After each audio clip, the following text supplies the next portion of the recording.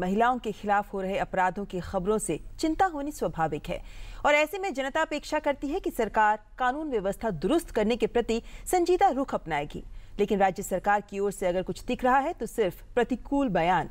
यही नहीं, शिव कुमार पाठक की याचिका पर इलाहाबाद हाई कोर्ट के फैसले के बाद उसकी बर्खास्तगी सरकार की मंशा पर सवाल उठा रही है। इलाहाबाद हाई कोर्ट ने मंगलवार को एक बड़ा फैसला सुनाया था कि राज्य के सभी सरकारी अधिकारियों को अपने बच्चों को सरकारी स्कूलों में अनिवार्य रूप से पढ़ना होगा, वरना उनके खिलाफ कार्रवाई की जाएगी। जिस शख्स की याचिका पर यह फैसला आया, सुल्तानपुर के अध्यापक शिव कुमार पाठक, उन्हें अब सरकार ने नौकरी से बर्खास्त कर दिया है। बर्खास्तगी का कारण स्कूल में अनुपस्थित होना बताया गया है।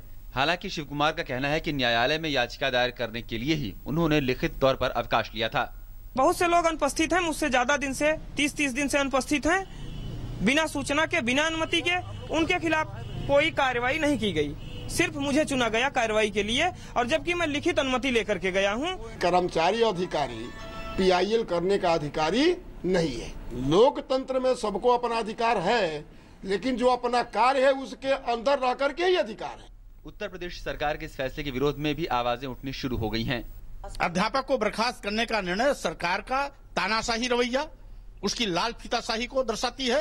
हम समझते हैं इसकी जितनी भी निंदा की जाए उतनी कम है। सरकार को अपना फैसला वापस लेना चाहिए और उस अध्यापक को पुनः बहाल करना चाहिए। जो कार्रवाई है वो मैलाफाइड इंटेंशन प्रकट करती है सरकार की, क्योंकि जो फैसला है उसमें कहीं न कहीं सरकार की जवाबदेही बन रही है। राज्य की बदहाल होती शिक्षा व्यवस्था पर को लेकर चर्चा हो रही है। तो ऐसे में खींच में आज ही जाकर ये कार्रवाई की गई होगी। उत्तर प्रदेश में